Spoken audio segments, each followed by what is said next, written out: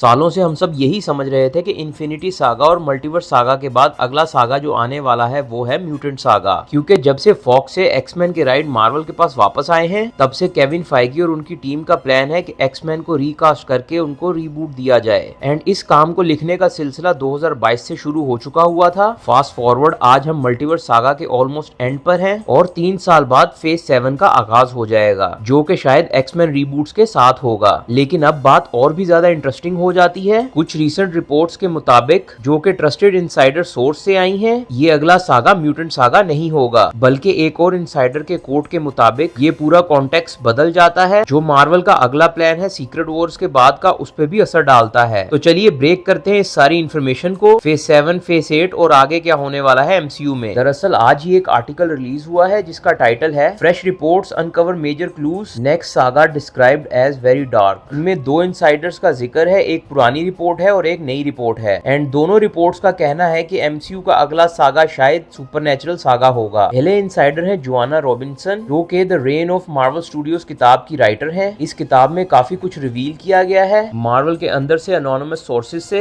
एक रिपोर्ट के मुताबिक केविन फाइगी का प्लान है कि सीक्रेट वॉर के थ्रू एमसीयू को क्लीन अप किया जाए। कोट कुछ यूं था, सीक्रेट वॉर एक सॉफ्ट रीबूट बनेगा जहां वो सिर्फ वही चीजें रखेंगे जो काम कर रही हैं और जो नहीं चल रही उनको हटा दिया जाए। इसका मतलब ये बिल्कुल नहीं है कि पुराने सारे कैरेक्टर्स को हटा दिया जाएगा। एज यू नो, बहुत सारे पुराने कैरेक्टर्स के नए पार्ट फेज 7 में प्लान है, जैसे कि Thor 5, Doctor Strange 3, Shang Chi 2, Black Panther 3, Fantastic Four 2, Spider Man 5, Hulk and Wolverine untitled movie, Ant Man 4, Hera Pheri 3, Pathaan versus Tiger and Deadpool 4। Brad Winderbaum, जो कि Marvel TV film and animation के प्रेसिडेंट हैं, एंड अगर Kevin Feige कभी Marvel Studios को छोड़ते हैं तो उनको रिप्लेस यही करेंगे। उन्होंने कहा है रीबूट्स जस्ट डोंट वर्क। उनका कहना है डीसी ने जब भी रीबूट किया है वो काम नहीं किया, तो जो हम सॉफ्ट रीबूट कर रहे हैं वो असल में फैंस एंड मीडिया का टर्म है, not Marvel Studios. Joanna Robinson कह रही हैं ये रीबूट सिर्फ उन प्रोजेक्ट्स को क्लीन करेगा जो काम नहीं कर रहे, जैसे कि कुछ सी लिस्टेड कैरेक्टर जिनको डिज्नी प्लस के ऊपर पुश किया गया, जो ना कॉमिक्स में चले और ना ही स्ट्रीमिंग में। वैसे अकॉर्डिंग टू माई ओपिनियन, जो कैरेक्टर डिज्नी प्लस पर नहीं चले वो उन कैरेक्टर्स की गलती नहीं है, उनके पीछे मोस्टली बैड राइटिंग और बैड एग्जीक्यूशन है। खैर ये उनका ओपिनियन है। अब बात करते हैं अगले इनसाइडर की, जो कि आई है कॉमिक सर्कस की तरफ से, जो कहते हैं कि अगला सागा होगा सुपरनैचुरल बेस्ड। एंड उनका कोट था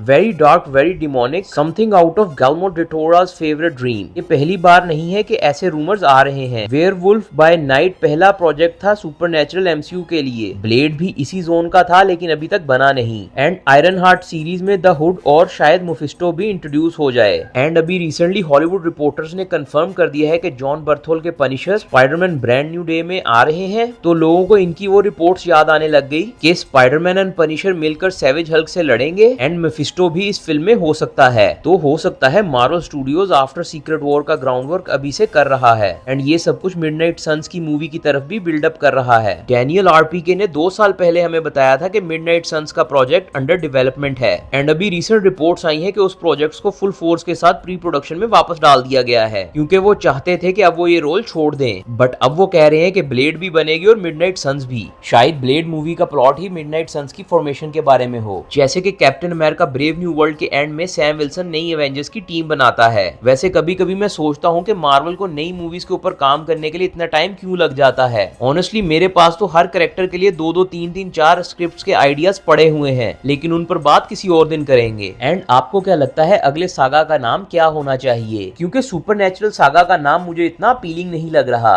बिकॉज हमें पहले सागा से ही थोर की स्टोरी से सुपरनैचुरल साइड तो दिखाई ही जा रही है। वो बात अलग है कि स्टार्टिंग में उसको उसकी साइंस बोला जा रहा था एंड बाद में थोर उस चीज को एम्ब्रेस करने लग गया और उसको उसका सुपरनैचुरल साइड बोलना शुरू कर दिया गया। तो अगर मेरा पॉइंट ऑफ व्यू लिया जाए तो मुझे लग रहा है अगले सागा का नाम होगा डिमोनिक सागा, जिसमें मिडनाइट सन्स की टीम को ज्यादा हाईलाइट किया जाएगा, जिसमें मार्वल स्टूडियोज रायन गोसलिन को एज घोस्ट राइडर भी दिखाना चाह रहा है। Then Moon Knight, Doctor Strange, Blade and the character they introduce in Werewolf by Night and इस तरह के वेरियस अदर कैरेक्टर्स ज्यादा शाइन करेंगे। खैर ये था मेरा ओपिनियन, आप मुझे कमेंट्स में बताएं कि आपका ओपिनियन क्या है। इस तरह की और वीडियोस देखने के लिए चैनल को सब्सक्राइब कर लें। कंटेंट पसंद आया है तो लाइक शेयर कमेंट लाजमी कर दें। मैं हूं Nabeel Shahzad and you are watching Nabeel verse.